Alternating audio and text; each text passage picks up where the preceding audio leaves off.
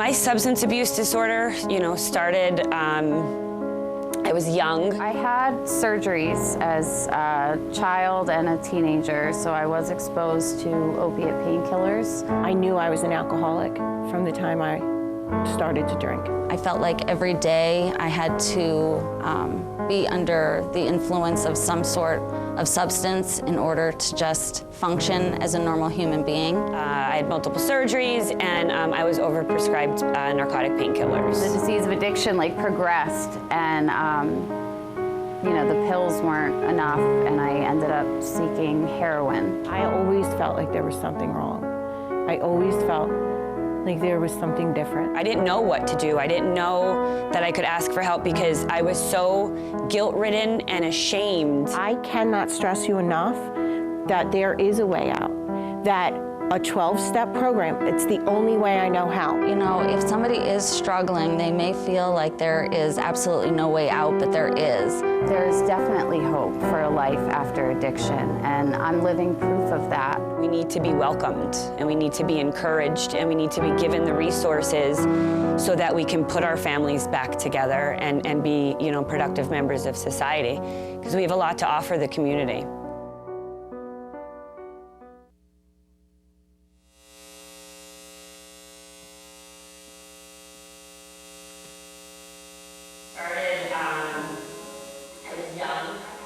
Surgeries as a child.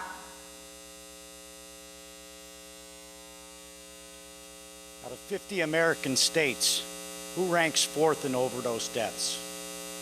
We do. Out of 67 counties, who ranks third in overdose deaths? Luzerne County, we do. The opioid crisis that we're here to address tonight is a real crisis. It's here, and it affects every single person in one way or another. Good evening, everyone. My name is Daniel Zola. I'm the Deputy District Attorney of Narcotics for the Luzerne County District Attorney's Office. I want to welcome those viewers at home and those in attendance here tonight. It is my pleasure to introduce and open this forum tonight.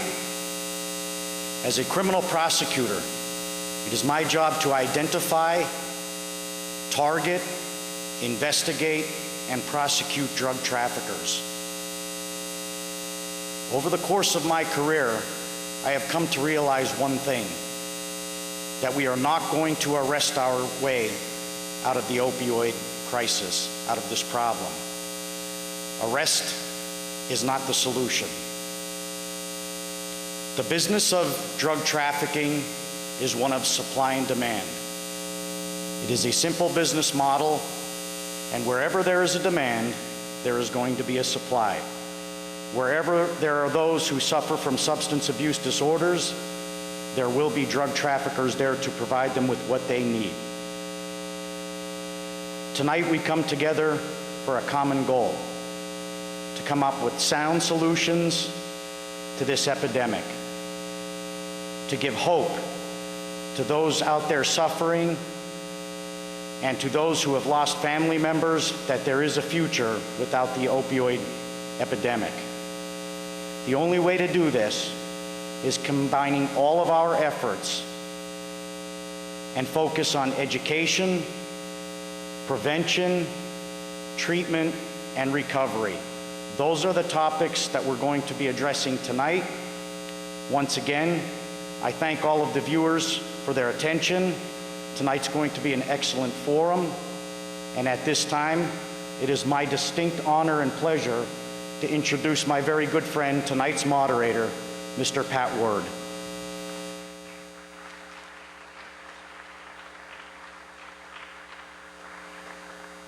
Thank you, Mr. Zola. Good evening, everyone, here at the Wiltsey Center in Hazleton and on WILN TV.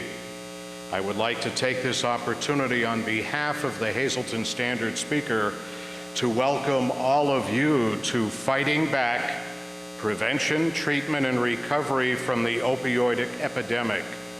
This evening, our community will learn firsthand about efforts to prevent, treat, and recover from the opioid crisis.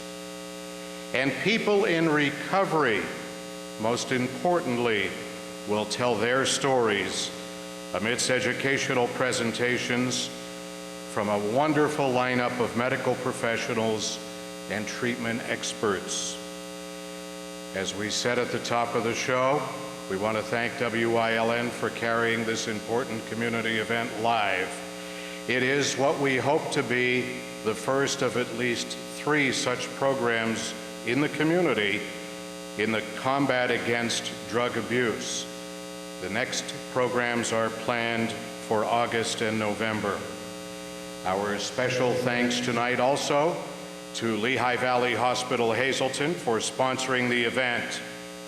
Our participants, as we said, who have been involved in the planning of this project for the last 3 months, represent the law enforcement community, the Hazleton Area School District, state government, the offices of Senator Udicek and Representative Toohill, the office of Hazleton Mayor Jeff Cassatt, the United Way of Greater Hazleton, something I know a little about, the Greater Hazleton Chamber of Commerce, the Hazleton Integration Project, SSP-TV, WYLN, and a number of other healthcare providers, and of course, the Hazleton Standard Speaker.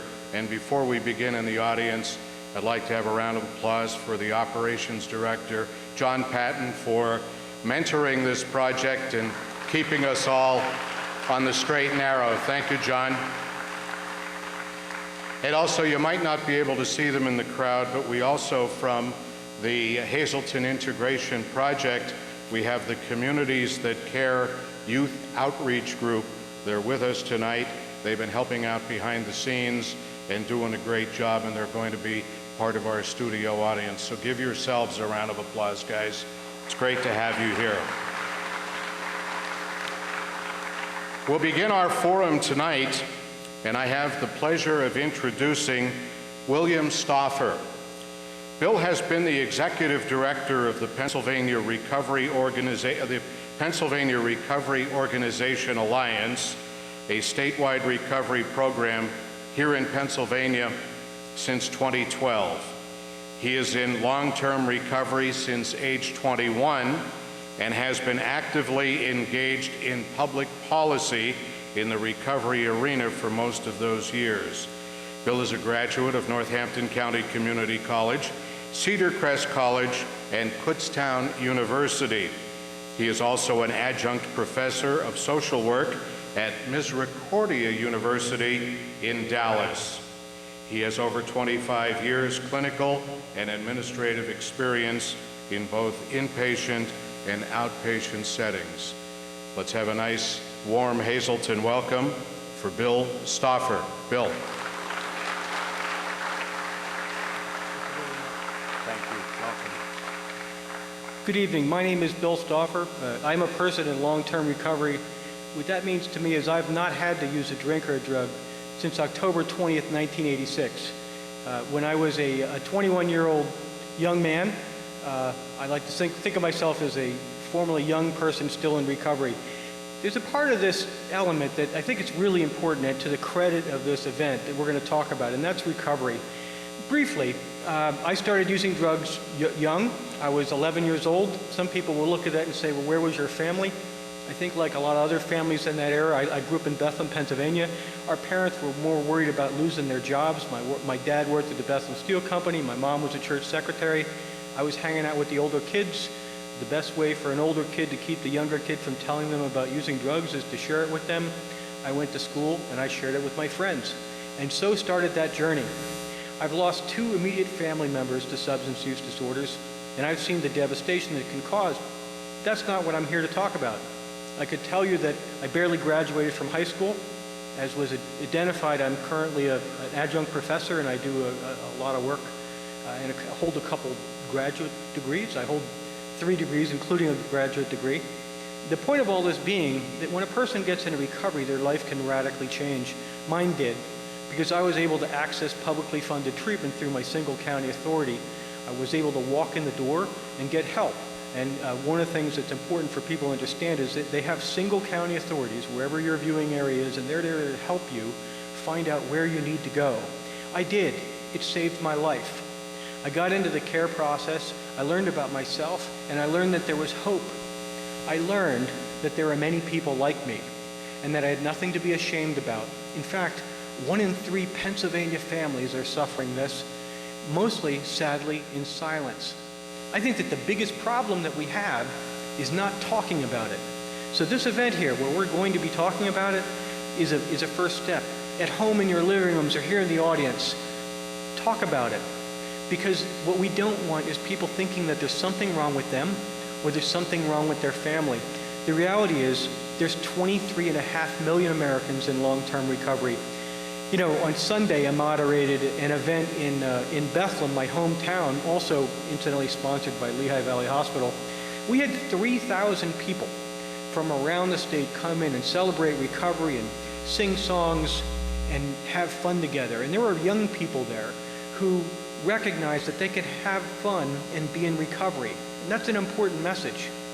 About recovery, what I would want you to know is that the recovering community is central to our focus at addressing substance use disorders. The reality is that when someone gets into recovery and they get their life back, they typically they get involved in community, they hold jobs, they take care of their families, they do what everybody else does. And what we need to do is make sure that gets spread around and make sure that more people are able to access long-term recovery. We do that through treatment, and we do that through things called recovery support. And we do things like recognizing that one of our greatest untapped resources in our community is the recovery community. We're learning that recoveries that have a lot of open, communities that have a lot of open recovery in them tend to do better. They tend to be more open about having a substance use condition, and they're able to access care faster. In my community, where 3,000 people stood up and said that they were in recovery and there was nothing to be ashamed of, there are people looking at that and saying, well, you know what? Maybe I could get help too. That's the message that I have. We don't need to suffer in silence. What we need is people to start talking about what's happening in 1 in 3 of our families, and also recognize not only is there a little bit of a life after someone gets in recovery, but the whole of a life. We have law enforcement here. As I talk to law enforcement, and they're our friends, they've helped a lot of us out and get into recovery. Law enforcement knows that you can't do effective law enforcement unless you have the community involved too. Same thing goes with our treatment and recovery efforts. We need you. We need the community to be involved and be partners in care so that we can get more people help, and so that we can assist families in understanding what they're going through, and so that people can have what I have, which is a life, and the ability to pay taxes and take care of my family and act like a law-abiding, respective, productive citizen, because that's what we are. There's dignity in recovery, there's dignity in our communities, and there are things that we need to support.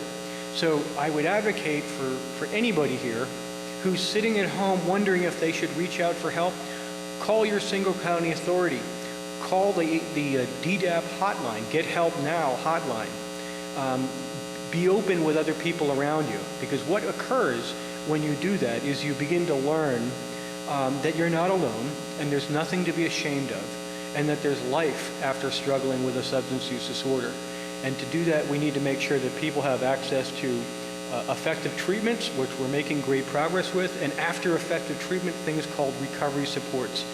Recovery clubhouses in communities, peer support services, medical professionals who understand that this is a medical condition that people can get better from, and recognizing that there's a lot more to this story than what generally hits the news. And to the credit of this channel that's covering this tonight, that oftentimes people can and do get into recovery and get better like I did. So there's an exciting event here tonight. And what we want you to do is pay attention, take notes, and start talking about it so we can help each other. Thank you very much.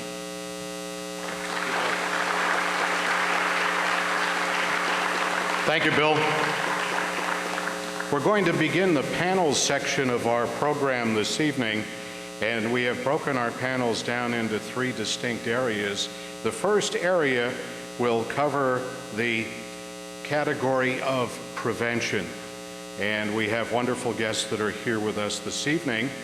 We have Dr. Kevin McNeil, who is a primary care physician with Lehigh Valley Hospital. Doctor, we welcome you to our program. We have Dr. Thomas Mead, who is an orthopedic surgeon with Coordinated Health. Dr. Mead. Stephen Ross is the Drug and Alcohol Program Administrator for Luzerne and Wyoming County, the single county authority, if you will, and he has a number of things that he will be sharing with us. And last, but certainly not least on our panel, is our good friend Eileen Panzarella, who is the Director of Prevention Education at Pathway to Recovery. So Eileen, I'll start with you. Thank you, Pat. I want to discuss tonight the prevention efforts that are happening locally by my agency. We know education is the key to prevention. And so we are focusing much of our efforts on educating the youth of the Hazleton area and the surrounding areas on to prevent further addiction. So we're working with the Hazleton Area School District. My staff is in 4th, 5th, 6th, 7th, and 8th grades. And this year we also added the Crestwood Area School District. We're working with the 7th and 8th graders there. So we are conducting evidence-based programs. These evidence-based programs are two parts. One part is where we are giving drug information. We are focusing on alcohol, marijuana, nicotine, medication abuse, especially the opioids. So we want to give them the myths and realities on what these drugs are going to do to a person. The other part of the program deals with resiliency skills.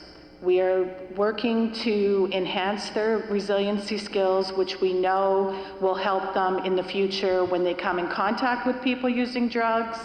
Developing these resiliency skills give them the skills they need to refuse drugs. So we're talking about dealing with emotions, goal setting, how to cope with anxiety, communication skills, healthy relationships. We're developing these skills, and like I said, that will help them in the future resist drug use. So that's our efforts in the schools. In the community, we are providing drug and alcohol speaking engagements. Any group can call our agency, PTAs, Crime Watch, any group at all. We'll come out, do a talk, tell people about the dangers of these drugs or what could happen when people are using them, what to look for with drug use. We have a mock teen bedroom that we'll bring out to PTA groups, parents groups, where they can see how people can hide drugs in plain sight.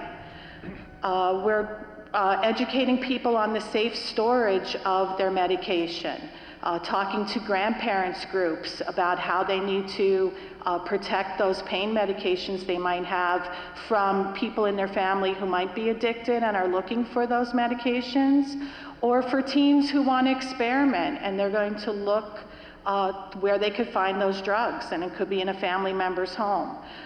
We're supporting the Drop the Drugs van, the disposal of medications. So in Hazleton, people can call, have Drop the Drugs van brought to their location, and we'll be out there also supporting that. And then finally, we're doing Narcan, naloxone trainings to prevent overdoses. So we will educate people on what to look for an overdose, how to administer naloxone, where to get it. So those are some of the local efforts that we're providing. Thank you, Eileen. And we should mention the Drop the Drugs van is actually here tonight in front of the Hazleton Elementary Middle School. If you're from the Hazleton area, you simply call this building the Castle, and we want to thank Paul Brenner for having the van here. And if you would like that van at your event or your place of business or wherever, you can contact Pathways to Recovery. Incidentally, if you have any questions tonight on where to get help, you can call That is a free information and referral number from the United Way of Greater Hazleton and Pennsylvania, or you can call 1-800-662-HELP. Our next panelist is Dr. Kevin McNeil. Doctor, as I said, is with Lehigh Valley Hospital and will be talking to us about opioid stewardship as it relates to chronic pain. Good to have you here, Doctor. Thank you. Yeah, thanks so much for having me tonight and for inviting me to this important night. So my name is Kevin McNeil. I'm a family doc. I work in Hamburg.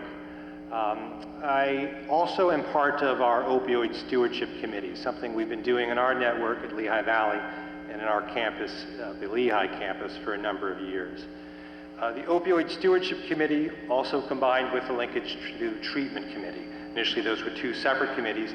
The idea behind that is safe and effective prescribing of opioids in the setting of chronic pain, but also identification of substance misuse and getting the patients the treatment that they need.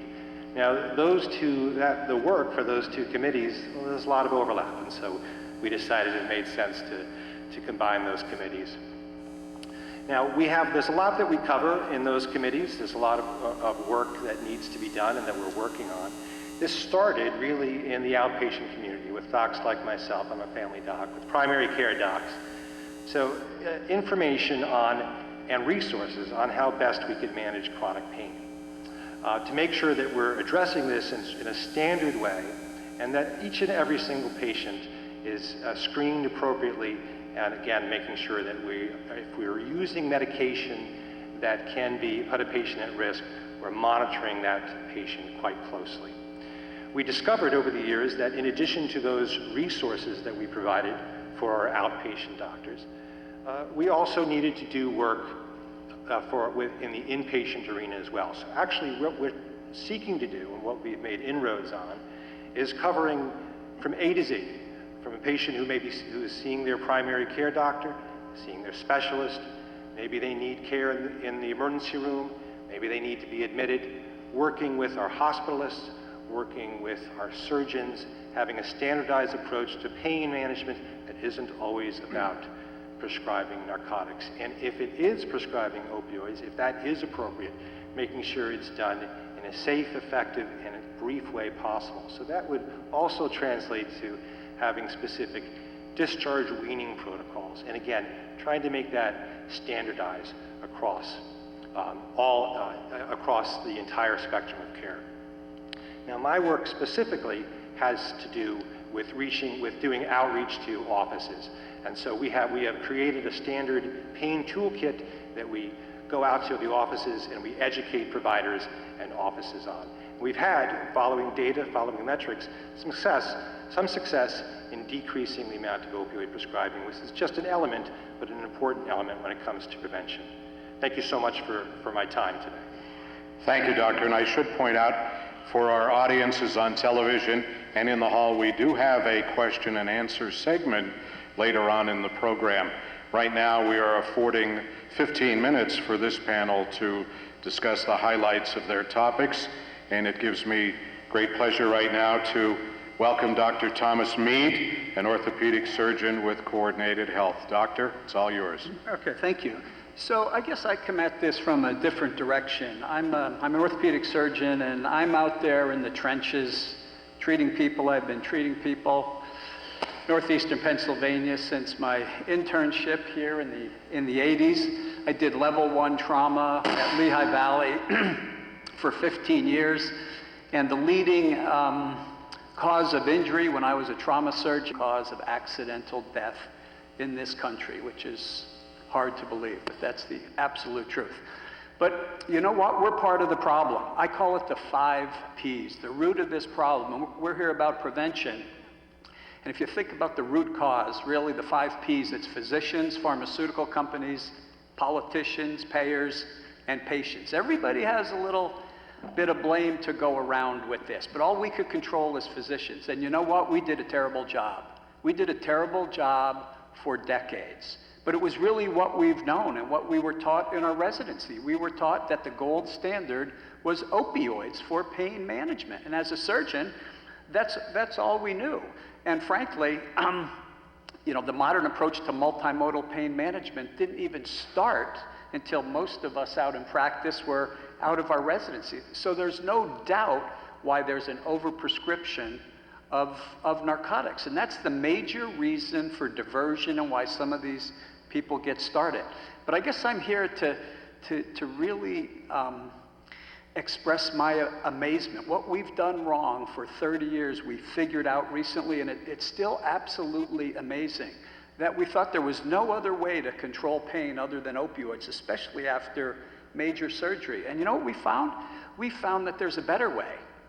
We can actually do major surgery with a multimodal pain approach once we understand it without opioids. The outcomes are better, the side effects are minimal. We found out that opioids are responsible for 60% of postoperative complications, not to mention death from respiratory supplements, non-steroidal anti-inflammatories, acetaminophen, Tylenol, gabapentinoids, new types of Novocaine.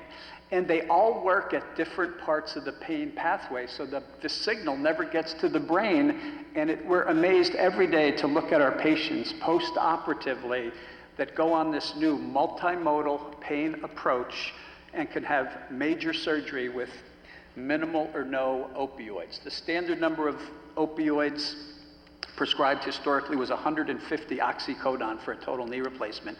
Now we don't even use it except for breakthrough pain and for a few days post-operatively. So I'm happy to answer questions later, but it's an absolutely amazing new approach.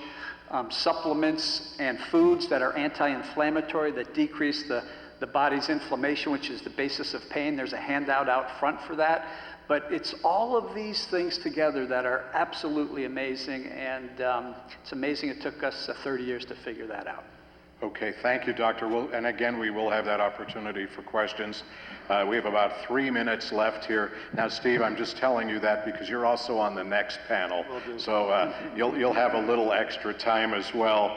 Steve Ross, as we said at the top of the program, is the program administrator for drug and alcohol for the Luzerne, Wyoming County Single Authorities. So, Steve, welcome. Thank you, Pat, and thank you to everybody in the audience and everybody listening at home. I appreciate your time because you're more a part of the solution to this problem than you may realize, and I'll get into that in a little bit. I think Dr. Mead did a great job at talking about the history of the opioid epidemic, where it was spawned, and how we got to where we're at today. That point about us being in this epidemic for 30 years is key. It was several years ago when we noticed the overdose death rates rising at alarming rates that we realized we were in the middle of a crisis. In my position, it became important to recognize two things. Number one, if it took us 30 years to dig this hole, we're not going to dig out of it overnight. It's going to be a process. And number two, if it was a community-wide problem, it's going to take the whole community to solve the problem. So point number one, what do we do about it since it's going to be a process? We looked at short-term, intermediate-term, and long-term solutions to this. Short-term, Narcan. Get as much Narcan out there into the hands of law enforcement, EMS individuals, educate the public on naloxone, how to use it, where to get it, so that we could save as many lives as we could today. Intermediate term, we looked at treatment options such as medication-assisted treatment and using best practices in employing those treatment modalities so that we don't create another problem. And long-term, prevention. We contract with our prevention providers, but what we did at the county leadership level was we began to have discussions as to what it would take to bring everybody together. So we decided to create this opioid coalition called the STOP Coalition. Our mission is to stop overdose deaths in Luzerne County. We reached out and networked to 35 stakeholders that represented all facets of the community. We have treatment providers, prevention providers, the SCA, the district attorney, we have law enforcement individuals, we have universities, we have schools, we have the coroner, we have the warden, the probation, the courts, legislators, all coming together to collaboratively work on solving this problem. We went through several exercises over a couple of months, and we developed a 3-year strategic plan. 7 different subcommittees we created working on different objectives in this 3-year plan to put in place what we believed was necessary to tackle this epidemic.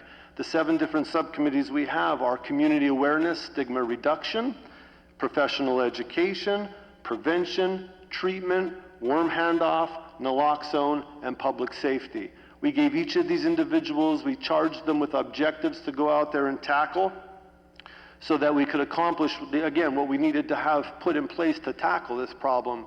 We've been working at this for over a year. We're in our second year now. We are starting to see some of our objectives be completed. We're continuing to work on the ones that we have in place, and we're even changing and tweaking as we learn and go on. I'm here to tell you that we are seeing progress. We are seeing some of our numbers come down. We will get through this crisis. We will resolve the opioid epidemic. And I think the beauty of this, or the silver lining in this cloud, is that we've begun to network and collaborate as behavioral health and physical health like we never have in the past. And we've brought all these stakeholders together, and I think that by continuing to work together, once this epidemic is over, we're going to be better poised to treat substance use disorder as a whole, no matter what the drug of choice is. Thank you. Thank you, Steve. Let's have a nice round of applause for our first panel. And they will be back, and we will be back very shortly, and we will continue now with a little bit of a break, and you will see another video produced jointly by SSP TV and WYLN featuring some people in our community with stories to share. And I'm here to tell you, coming from this, it was the hardest thing that I've ever done in my entire life. Support from within, like the 12-step fellowship that I'm in, to recovery, to be able to maintain recovery and to make healthy decisions, you know, and to have the resources there to help us get through this kind of stuff.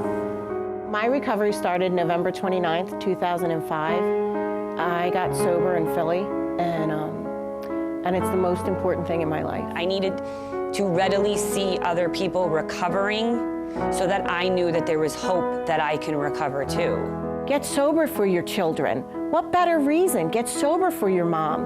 What better reason? I never stole from my parents, but I stole peace of mind.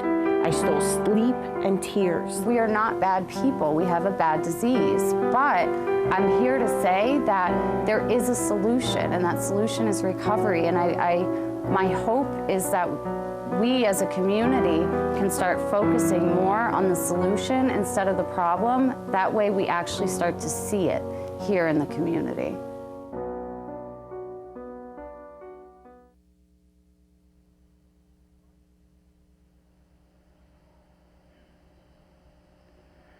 And good evening once again. If you're just joining us on WYLN TV, you are in the middle of the first of a series of 3 special programs on the opioid and drug crisis that faces our community. Tonight, Fighting Back is the name of our program. We're coming to you live from the historic Wiltsey Center at the Hazleton Area Elementary Middle School. Our second panel this evening is going to deal with treatment. And again, we have 2 new guests, and Steve is so popular in the drug and alcohol community, we kept him for his second panel. So let's welcome Dr. Pia Castillo. She is a primary care physician with Lehigh Valley Hospital.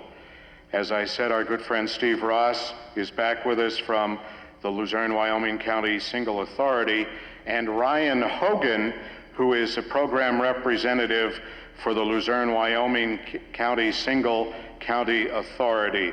And he's going to talk a little bit to us on a special subject as well. But we're going to begin with treatment, and we're going to welcome Dr. Castillo. I met you. I know you're relatively new to the community, so not only welcome to the panel, but welcome to Hazleton. So I wanted to give so opiates, just to give some examples: T3s, Percocet, oxycodone, fentanyl, morphine, heroin. All of these opiates sort of work similarly on an opiate receptor, which is in the brain. This opiate receptor is actually super important for our survival, because all of the things that are important to survive are related to the opiate receptor. So food, water, sex, all of that stuff is really important for us to survive as a species. So they're all over our brain. We also have opiate receptors in other spots like our gut and other places, and our muscles and stuff. And so this is just a pictorial depiction of a opiate receptor, and this can be filled by any opiate, like I said. So different opiates will stimulate these receptors in different ways, and the key thing to know about opiate dependence is that once someone develops a dependence on the opiates, which can happen actually pretty quickly, like less than 5 days is sort of the most cited, the brain actually starts to change, and the way the receptor interacts with the opiate starts to change. So what you hear about like tolerance is actually a chemical change that happens in the brain. So more people will need to use more opiates to achieve either pain reduction, euphoria, but once you become dependent on the drug, just to actually feel like your normal self, you'll need to use opiates. So that's like a key of understanding this disease process, actually. So I'm also talking about the medications that we use for opiate use disorder, but one thing to know, abstinence is one of the treatments. I'm just not mentioning it because it's not like a chemical that I can talk about. So the first thing is an antagonist, and that's that line you see that's covering the opiate receptor, and someone's already made some mention of naltrexone. Naloxone is the same medication, and Vivitrol is like a long-term injection of that same thing. So it blocks the opiate receptor, and if you take a medication that's an opiate and you try to get your receptor filled with opiates, it won't work. The other class is called an agonist, and that's methadone all the way to, I don't know, stage left, I don't really know. So the way that shorter acting opiates. So methadone lasts a very long time and very slowly peels off. Finally, the newer drug is called buprenorphine, and there's Subutex and Suboxone, so you guys might hear both in the community. The way that buprenorphine works is that it grabs onto the receptor, it's very, very tightly grabbing onto that receptor, and it actually pushes off other opiates. So like, let's say somebody is using heroin and they say, I want to be in recovery, I want to use buprenorphine. If they actually get buprenorphine right away, then that's going to push off their opiates, and it's going to make them withdraw. So I think my colleagues here are going to talk a little bit about treatment and how that looks, but buprenorphine is kind of a medication you want to be given in a clinical setting, but it's a very valuable medication that really promotes recovery for a lot of people. And there are options for both outpatients and inpatients who need help in these areas. Ryan Hogan with the Single County Authority, welcome. Thank you so much. It's really a pleasure to be here. I just want to piggyback and discuss how treatment integrates into the MAT process that Dr. Castillo had just so thoroughly explained to us. The SCA is tasked with implementing new treatment services and prevention education services throughout Luzerne and Wyoming counties. So we're sort of integral into this whole treatment and prevention education process. We are what they would call the hub of the hub and spoke model. What I'd like to show our viewers today and the people in attendance today is what treatment looks like, how to access treatment, and what exactly is treatment. So as you can see on the screen here, you see the SCA as representative of the hub. You'll see us branch out into different treatment providers, and the SCA contracts with providers who meet each one of these levels of care. These levels of care fall under the ASAM guidelines, also known as the American Society on Addiction Medicine. So this isn't levels of care that the SCA created. These are evidence-based levels of care used to treat people with substance use disorders. They range from a level 4 to a level 1, 4 being the most intense to 1 being the least intensive, but still very effective in its approach. 4 is a medical model, so you'll see in very detailed language, if you will, it's medically managed intensive inpatient services. What that means is that it's hospital-based. So these are people who are dealing with severe medical issues where a traditional rehab, as we know, probably won't be able to deal with their issues, including ambulatory problems or open wounds or things that may be risky or risk your death. The next step is 3.7. 3.7 is sort of like the Goldilocks and the Three Bears. It's the middle between 3.5 and 4. It's still medically based, it still has a medical model to it, it's still done in a medical situation, but it's a little less intensive and it doesn't deal with really extreme cases like liver failure or anything like that. The next step, which is most commonly referred to as rehab, as we know it on the street or as in layperson's terms, 3.5 is a clinically managed treatment setting. Again, we refer to it as rehab. It could be up to 28 days of treatment, it could be 60 days of treatment, 90 days of treatment. But ultimately, this is where we're most likely to send somebody who is looking for a traditional treatment setting on an inpatient setting. Next is a 3.1, which is traditionally known as a halfway house. Nice transitional situation for those who are stepping down from a higher level of care, like 4 or 3.7 and 3.5, to help them integrate, find jobs, find social support networks, and hopefully take that next step to becoming an active member in society. Next is a 2.5, a partial hospitalization service. Very intensive, but it's the beginning of outpatient services. So now people get to go home, they get to sleep in their bed, they get to have dinner with their family and possibly go to work. It's intensive on an outpatient basis because it's 20 or more hours per week. So you're often seeing this in a group setting, oftentimes every day to 3 or 4 times a week. The next is our 2.1 IOP services. Those are 9 to 19 hours of treatment services in a week. So again, a little less when it comes to the hours, but still a very intensive group dynamic, which is probably the most commonplace level of care offered on an outpatient basis. Lastly is your outpatient. Outpatient is one-on-one, preferably in a weekly basis with an individual counselor, where you can dive a little bit more deeply into your individual needs. The reason this is important, as Dr. Castillo had mentioned, is the collaboration, the integration of treatment services and MAT services have really shown to be successful at keeping people clean, keeping people sober, and helping them, again, reintegrate back into society as a recovering member and really productive. We're very fortunate, and the next slide will show this, that we have a full gamut of treatment services available to our community here in Hazleton and to our larger, broader community in Luzerne County. You'll see here we have outpatient services.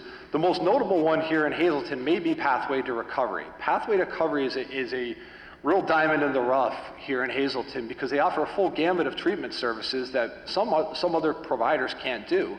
For example, they do MAT services on their site. They offer co-occurring disorders for those who may be struggling with a substance use disorder along with a co-occurring mental health disorder. And they offer different levels of outpatient services. So it's really a diamond in the rough when it comes to outpatient services.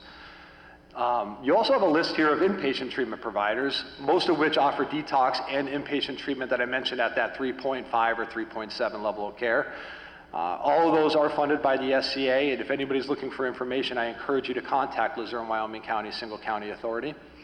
And lastly is our MAT treatment providers. The SCA does contract with a number of treatment providers, including Miners Medical, Clean Slate, Children's Service Center in both Tunkhannock and Wilkes-Barre, Pathway to Recovery here in Hazleton, and Choices Recovery Program, which is a methadone program in the Wilkes-Barre area. So as an SCA member, as an employee of the SCA, I'm really proud of the services we have to offer our community, and it's really important that we be here to share that these services are available to the community in Hazleton and the broader community in Luzerne County. So thank you for having me. Thanks, Ryan, and we appreciate the work of the Single County Authority. Thank you. And we like your boss so much that he's doing double duty with us. And Steve, in this segment, Steve Ross from the Single County Authority is going to tell us a little bit about the Warm Handoff program. Steve. Thanks, Pat. So I'm going to explain Warm Handoff to you folks, and but before I do, Bill Stauffer talked about the SCA and how to connect with the SCA when you need help. Ryan talked about the SCA as the hub and spoke of services. I want to define for you exactly what the SCA is. The Department of Drug and Alcohol Programs at the state, not wanting to administer drug and alcohol processes across the Commonwealth, contracted with county governments, and under that county government, through a grant agreement, you shall create a single county authority. We are the body who's responsible for the assessment, design, and implementation of a full array of services across the continuum of care for both prevention and treatment in terms of drug and alcohol needs for the residents of our county or counties. There's 67 counties in the state of Pennsylvania. There are 47 of us SCAs. Some of us are referred to as joinders. We cover Luzerne and Wyoming counties. Each SCA is unique and different because of its geographic, economic, political funding issues. So you may find differences between each one, but we're all here to serve that same basic need. So what is the Warm Handoff? In 2016, the Department of Drug and Alcohol Programs at the state level identified the opioid use disorder client as a priority population. And in doing so, they charged the SCAs with coming up with a warm handoff process, a process by which when an overdose patient shows up at the hospital emergency room, the emergency room has the ability to contact the SCA or its designee. We would do that over the phone screening to determine that emergent care of need, detox, arrange for a detox bed at a facility, at an inpatient facility, and attempt to arrange for transportation door to door. Because we know if we stabilize that individual in the hospital ER and discharge them with some follow-up paperwork, the odds of them engaging in treatment greatly diminish. So our warm handoff policy here at the Luzerne, Wyoming County SCA is this. It's operational 24 hours a day, 7 days a week. The hospital ERs can contact the SCA's case management unit at 570-826-3035, Monday through Friday, 8 a.m. to 4:30 p.m. Outside of those hours, we contract with Helpline 211, like Pat talked about. So the hospital ER can get in contact with us or Helpline 24 hours a day, 7 days a week, and we do just that. We do that screening of the individual, we attempt to arrange for a treatment bed, and get them door to door into an inpatient facility. Once they're in that inpatient facility, we are contacted the next morning or next business day, and we will make arrangements for that inpatient treatment facility to get that client to us, where we could do a full-blown assessment on that individual and then follow them through into their rehab stay or partial hospitalization or wherever it is their treatment is mandated, or not mandated, but determined. So the journey of the WHO process, or the warm handoff process, hasn't been easy. It's involved the behavioral health folks and the physical health folks to work together like we never have before. We've realized there's some barriers, stigma, and the empathy level of certain individuals toward our substance use disorder client. The hospital's priorities, and that they're there to triage folks and deal with them medically, and so sometimes that kind of process gets in the way. But we've made great strides with our hospitals, Lehigh Valley in particular, in terms of getting those folks into treatment. We recently used reinvestment dollars through our local managed care organization to implant CRSs, or Certified Recovery Specialists, into the hospital. And we have them here at Lehigh Valley Hazelton, 3 p.m. to 11 p.m., 7 days a week. That certified recovery specialist is somebody in early lived recovery who's able to talk to that client in a way that nobody else can, because they've gone through it. And they can help to engage that client and help to get them more receptive towards treatment. So that's what our warm handoff process is. We're continuing to work on it, continuing to tweak it to try to improve it. But know that if you or your loved ones need help, we are certainly here to help you, whether you show up at the... Steve Ross, thank you all. We're going to move to our very next segment, and this is going to involve people like you, people like me, that are fighting the recovery fight each and every day. Coming up right after, again, a very special video presentation highlighting folks that are in recovery.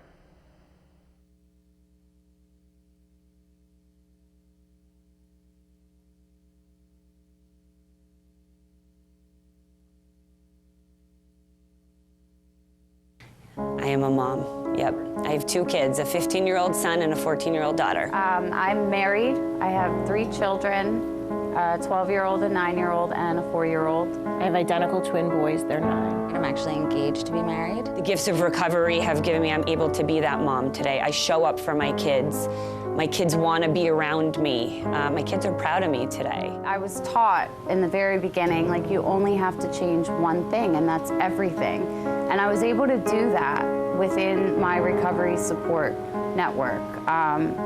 You know, I never imagined that I would be able to be a mother to my children, a good wife, maintain a household, own a house. My life is incredible. And it's not good every day. It's just incredible that I'm able to deal with life on life's terms. And the relationship I have with my kids today is truly beyond my wildest dreams. I see my kids every day. I'm the first one that my kids come to. And if anybody is looking for help, there are so many resources in the community that can help you. I'm a community advocate myself. I work for Recovery Centers of America. My life is wonderful today, and I'm so passionate about helping other people find recovery, and I'm able to do that now here in Hazleton.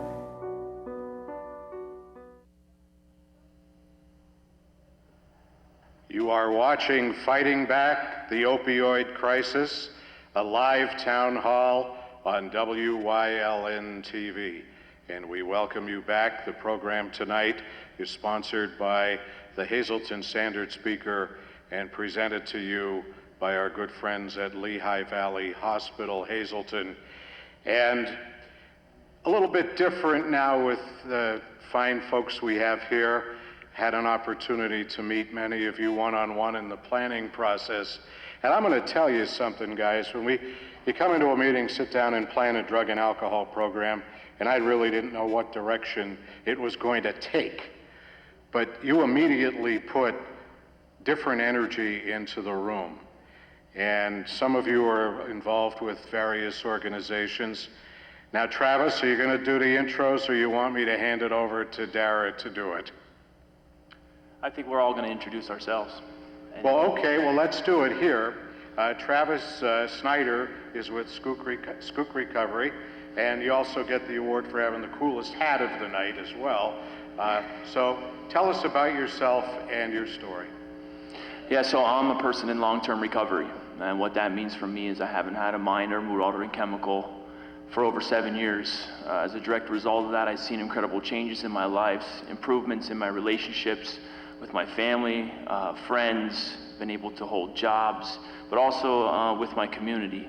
I struggled with the disease of addiction for a very long time. I too experienced opioids being prescribed after having my wisdom teeth removed. But I don't believe that that was really the exact start of my addiction. I think that was just one of the things that may be compounded and added on to my future drug use. So, you want to let everybody else introduce themselves? Lisa? My name is Lisa Vinciguero, and I am the owner of Guardian Angel Recovery House. I'm also a woman in long-term recovery. Okay, Shayna? My name is Shayna Stefanik. I'm the Director of Admissions for Silver Pines Treatment Center, a local facility, and I am as well a woman in long-term recovery. And last but certainly not least, Dara. My name is Dara Ingracia. I am the owner of Guardian Angel Recovery House, and I'm also a woman in long-term recovery.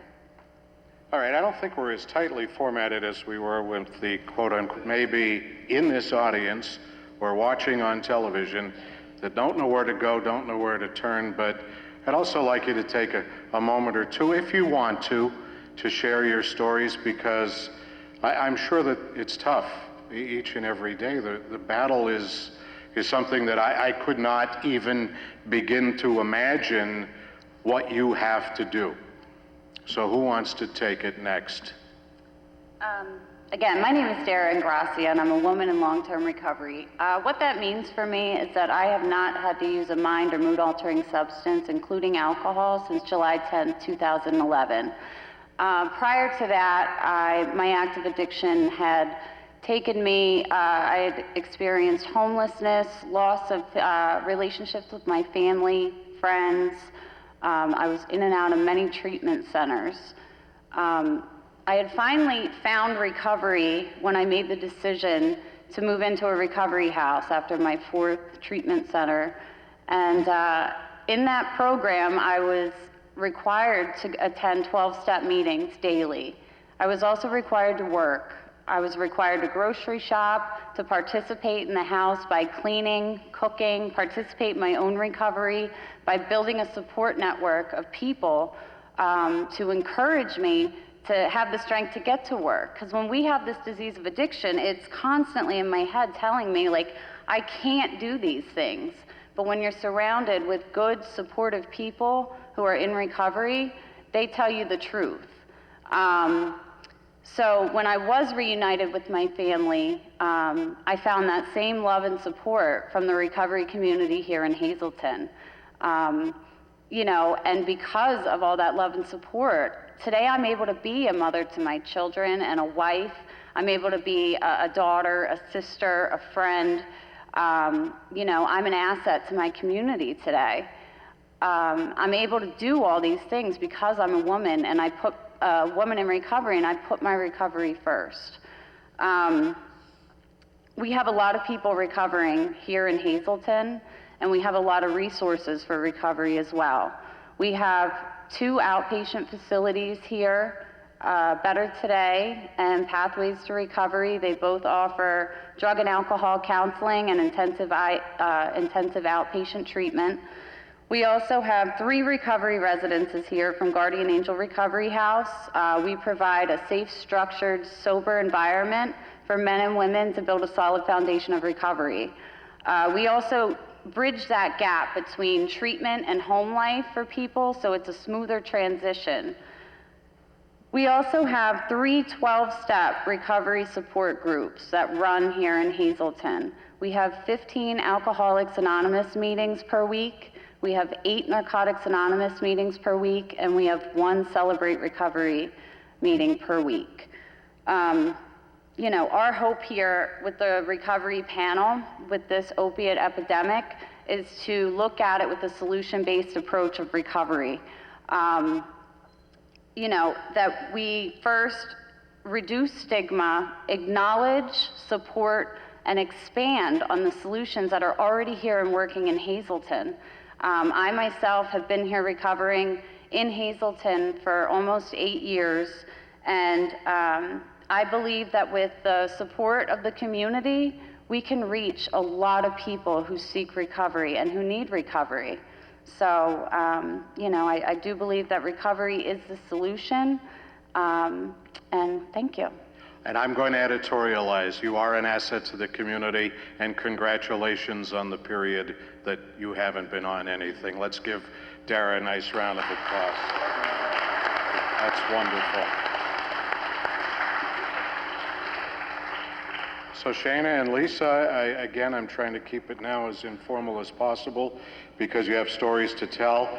You 2 ladies also are involved in treatment, and I'm assuming that dovetails very nicely because you have walked the road, and when you try to help someone else, that's a wonderful, easier way to do it. But I don't want to take away your time if you have any more of your story you'd like to share. Lisa. Sure. Yes. My name is Lisa, and I am a woman in long-term recovery. My sobriety date is November 29th, 2005. I was able to get sober through a treatment program, and I got sober in Lower Bucks County in Northeast Philly. And when I moved up to Northeast Pennsylvania, I found that there was not the recovery I was used to. And where I got sober, there was fire. It was just fire. There were meetings around the clock. There were clubhouses. There were women's meetings that were just for women to be able to talk about things that are unique to us. And I was also homeless, hopeless, and completely without gratitude. I was never looking for the gifts. All I saw was one roadblock after another. And the truth is, because I hear it a lot, I was doing it to myself. People say, why can't you just stop? But what the difference is, was I just couldn't. I had no amount of willpower can help an addict stop.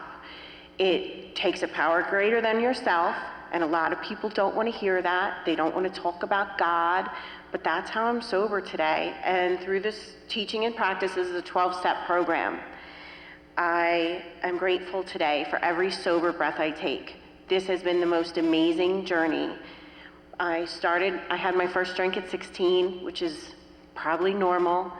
I drank the same drinks in the cornfield that everybody else did, but what happened to me was I could not stop. I drank for effect. I didn't drink for the taste. I drank to get drunk. And as you know, alcoholism is a progressive and fatal disease. And I have a list of women that I knew that are gone. And that was one of the things we did with Guardian Angel Recovery House. Each of the houses are named after a person who lost their fight to addiction, and then every room in the houses are dedicated to somebody we either lost through an overdose, a few of them to murder, and because that's what happens to people in active addiction. I'm here to talk about the stigma, because where I come from, I had never faced stigma, and I've always been very open about my recovery, because there was no doubt in anybody's mind when I was not in recovery. So it was shocking and hurtful when we started to open these recovery houses and the neighbors and the community pushed back. I think that Dara had shared one day that we were expecting a ribbon cutting. Here we are, here's a solution. I did not find, there are no other recovery houses in Hazleton. We are bringing treatment to sick people. And again, offer a sober, structured environment. There's no,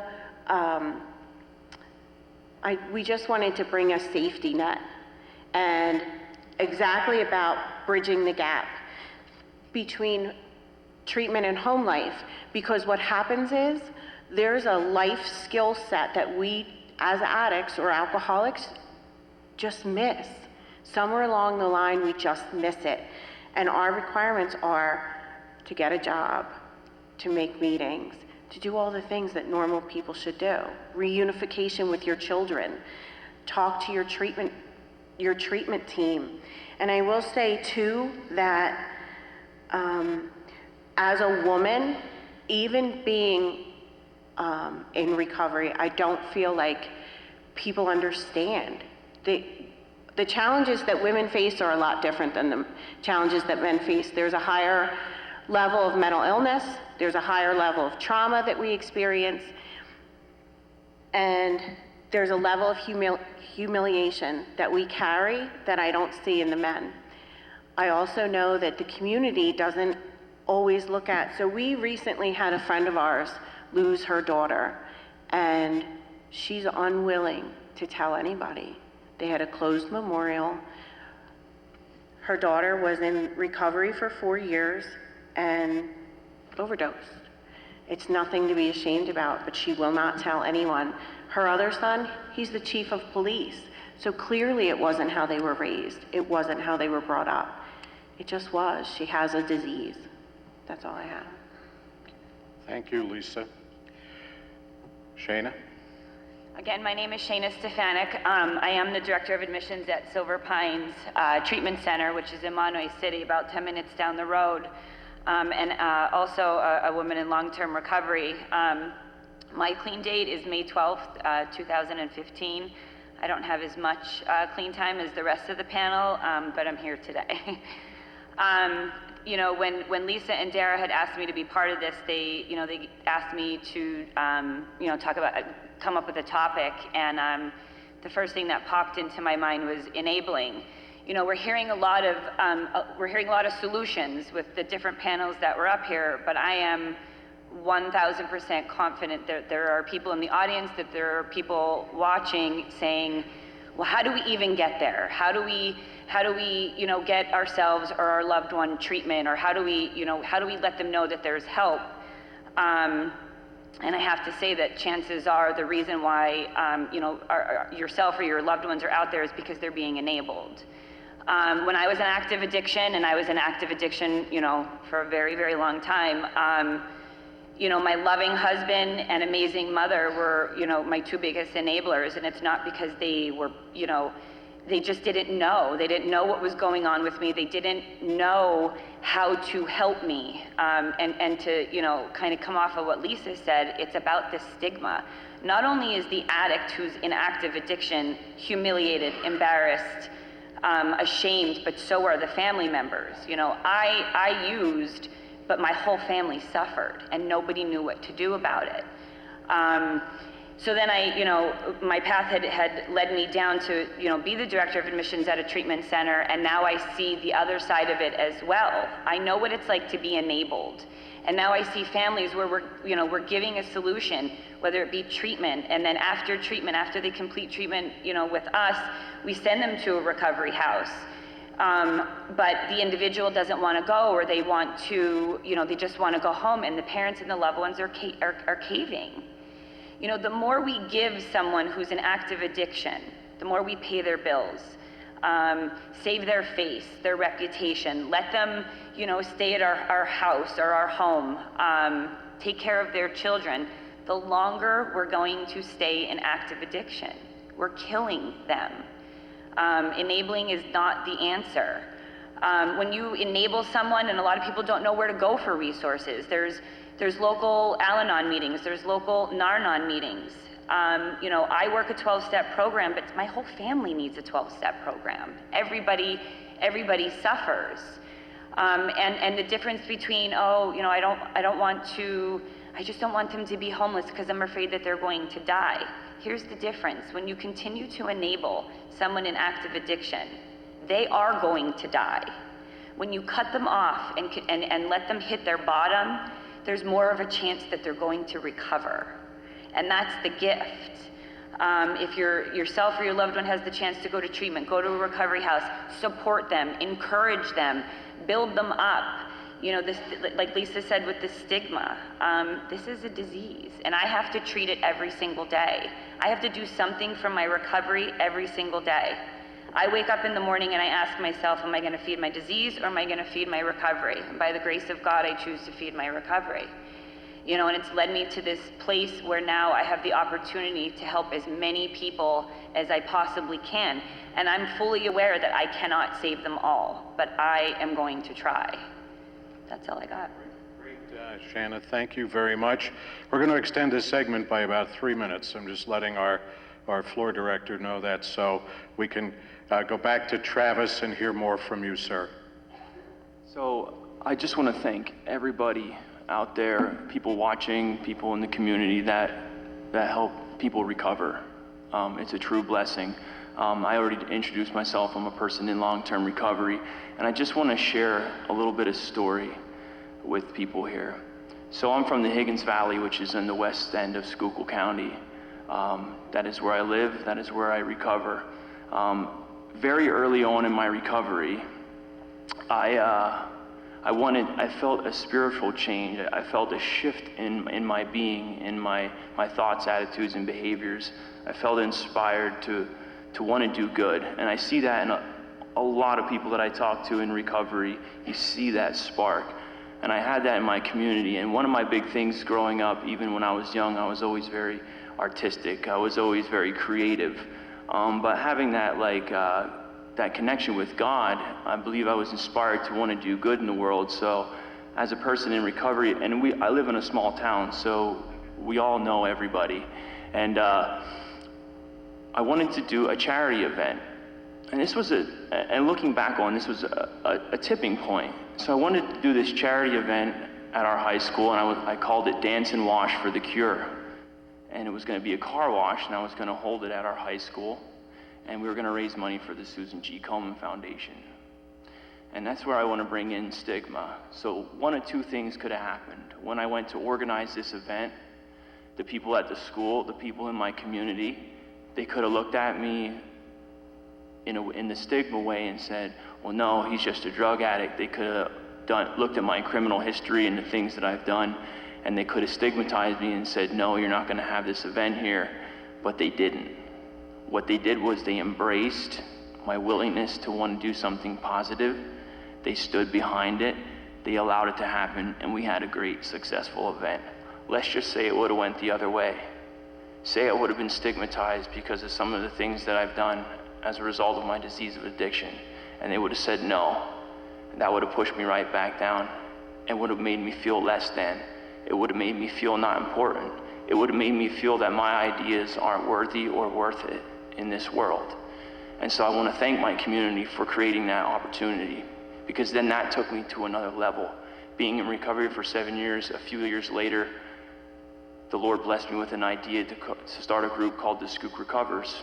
Skook Recovers is an inspirational activity-based community project.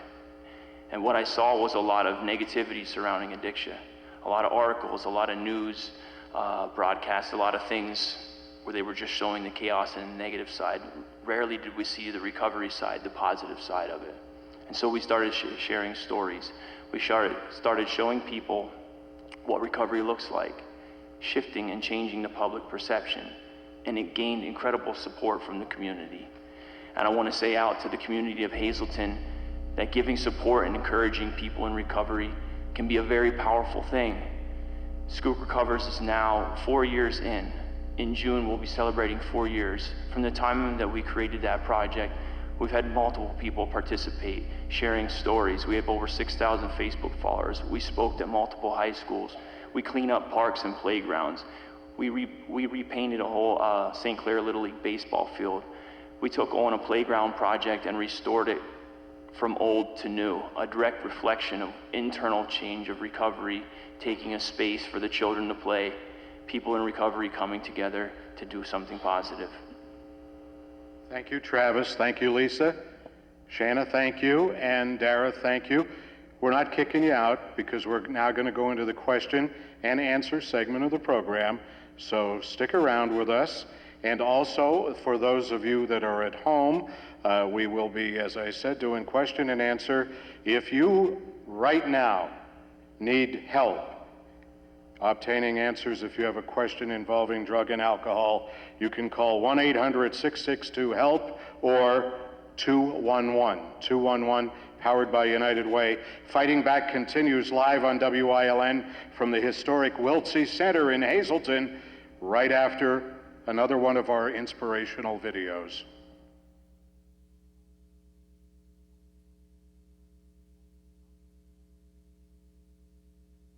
When I was younger, though, I did have straight A's. I managed that somehow. I don't know. I don't know what I was doing back then. I did it.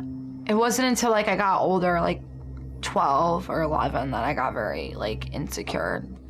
I wanted to be cool. I wanted to fit in. I talked different. I walked different. I dressed different. I knew heroin was my match. I don't know the date that I died. I really, I did not understand. I became a ghost that day.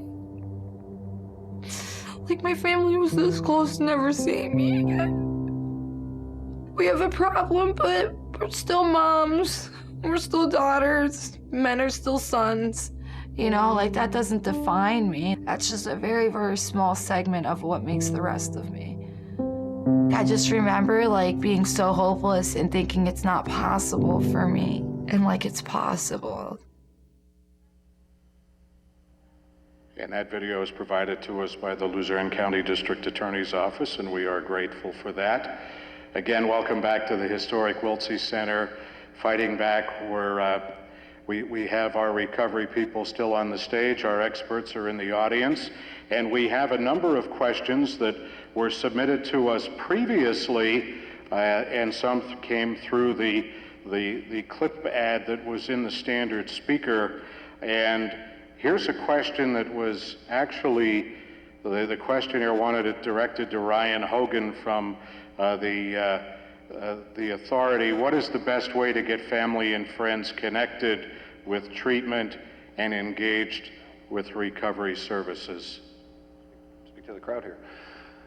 That's a terrific question, and thank you for asking and allowing me to answer that. It's really twofold. It's really understanding that there's a process involved here. There are comprehensive drug and alcohol evaluators throughout Luzerne County. There's some located right here in Hazleton. So when it comes to kind of motivating a family member, you got to understand that you have to think of the 3 R's. The 3 R's are reason, regulate, and then react. All right? We do not want to go into an argument ready to set up another argument, right? I mean, when people are not quite ready or need to be motivated to go into treatment services, the last thing you want to do is interact with them when they're not in their right mind, okay?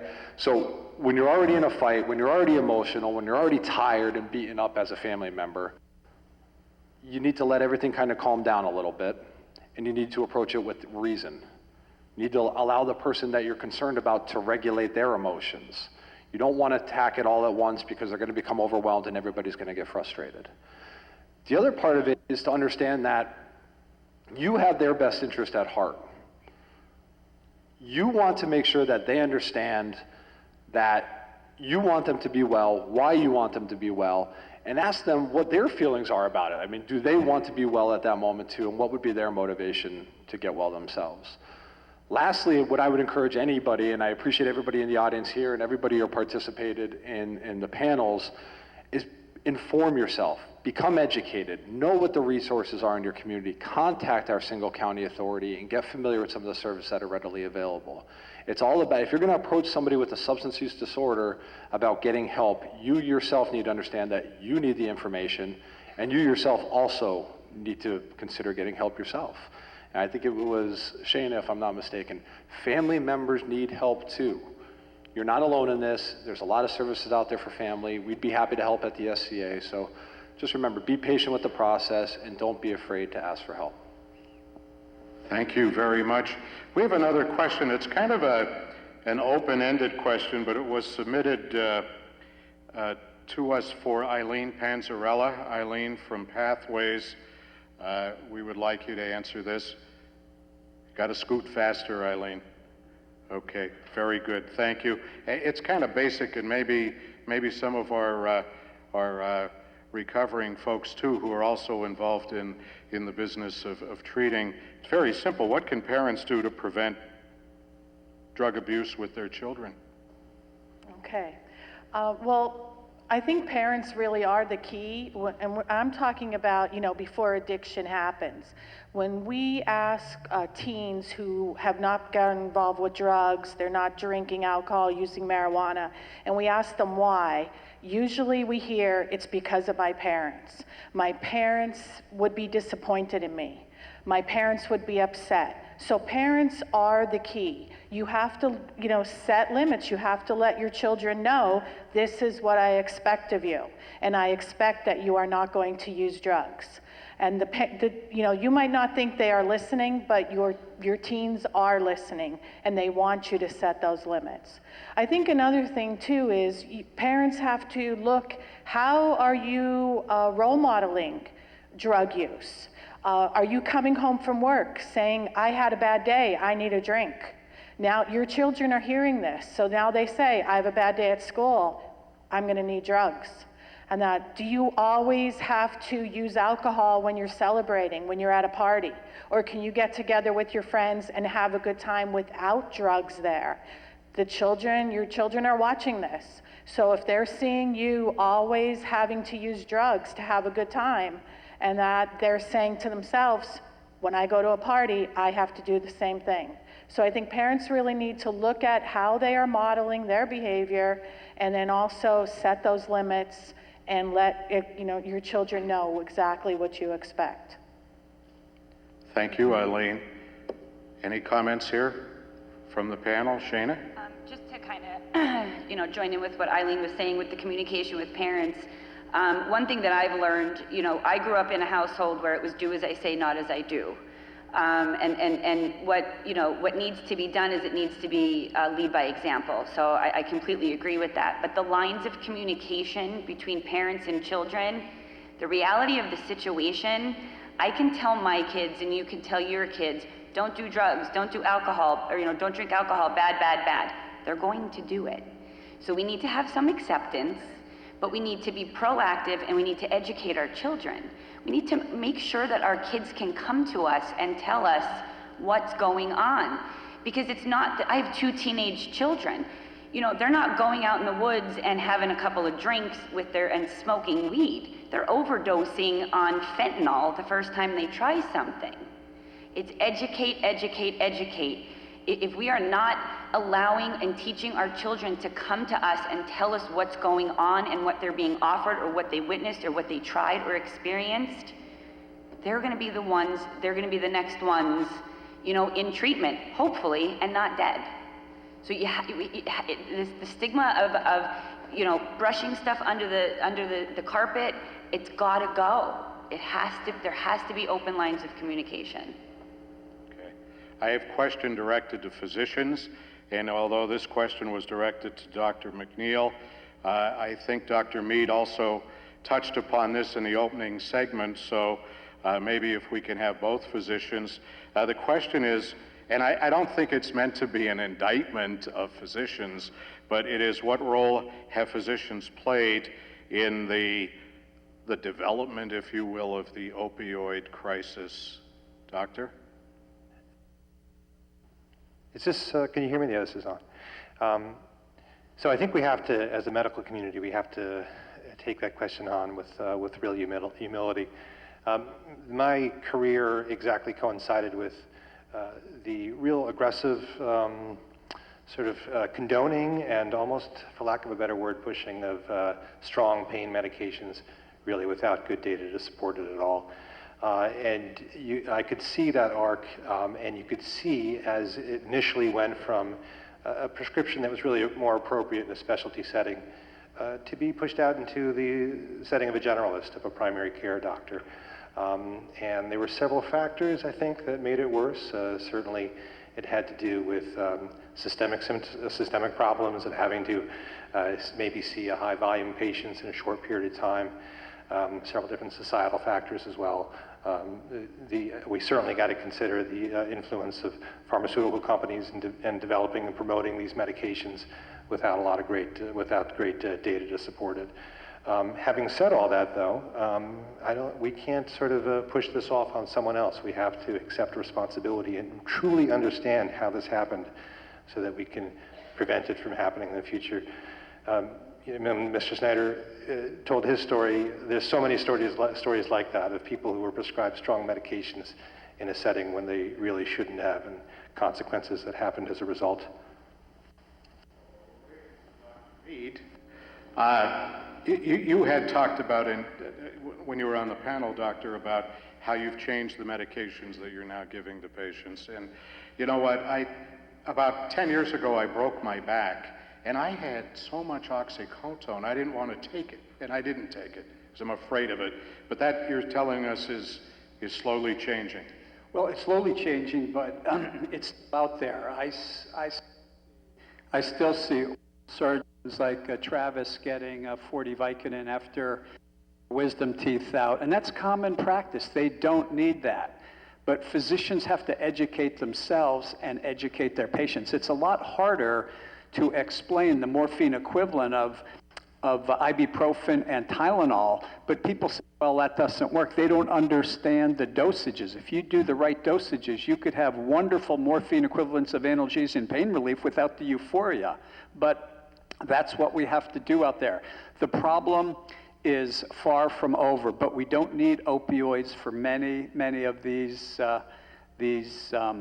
issues, and I think it's a great question. It's an ongoing battle, but patients are also responsible. We always want to please our patients. So when they say, Doc, can I just have 10 Percocets in case I can't sleep? I'm going on a golf tournament. What if I hurt my back? And you know what the answer is? No. The answer is no. And you know what patients say? Oh, okay. And you go, wow, that was easy. It's a lot easier than it used to be, but that's what we have to do. Thank you, Doctor. Just for the benefit, too, when we go to our panelists on the floor, in the back, there's a little red dot. That's a camera. If you can look at the cameras, we'd like to see your faces as much as possible. And I don't know where to go with this one. There's two questions, and it might also involve law enforcement because it relates to a location of the Children's Detention Center. But why is there not a methadone clinic in this community? Anybody want to go with that one? Eileen, Shana, Lisa? Oh, this is not Stump the Band here. I need somebody. How about from the single county authority? Steve, you want to take a stab at that? Yeah, so where's this red dot at? What? Where's this red dot at? Well, actually, part of this says, why can't the county put it where the the juvenile detention center was. I don't know what that exactly means, but I'm throwing it your way because you're from that neck of the woods as well. So every time that we do a treatment needs assessment, housing and transportation comes up as one of the top barriers to people accessing treatment. So we know that for folks who utilize methadone as a medication-assisted treatment option, they're forced at this point to drive down to Miners Medical in Ashley or Children's Recovery Program in Plains. You know, when you look at Luzerne and Wyoming counties, that's a large geographic boundary. You know, we're talking about everything from Wapwallopin to Beaver Meadows to Mahoopany to, you know, it's a large geographic boundary, and we can't have methadone clinics everywhere. You know, a lot of the facilities that are licensed facilities, it's up to them to come in and plant. Like we don't pay to plant facilities in a specific geographic area. You know, facilities come in and they open up. But I will share with you that we are looking at some of the options there. We are currently looking at an option of a methadone clinic that we currently contract with, having a satellite office. And they are in the beginning discussions of having one in Wyoming County and one in Luzerne County. So I would just say to you, hang in there and continue to keep your hope up. And I'm not making any promises, but I will tell you that it's something that we are engaging in conversation with. Okay, Steve, thank you. We are slowly running out of time. We have about 3 minutes, and I'm out of questions, and I don't know, were there any other questions presented from the audience, John? We had a question about how do you get the Drop the Drugs van into your community?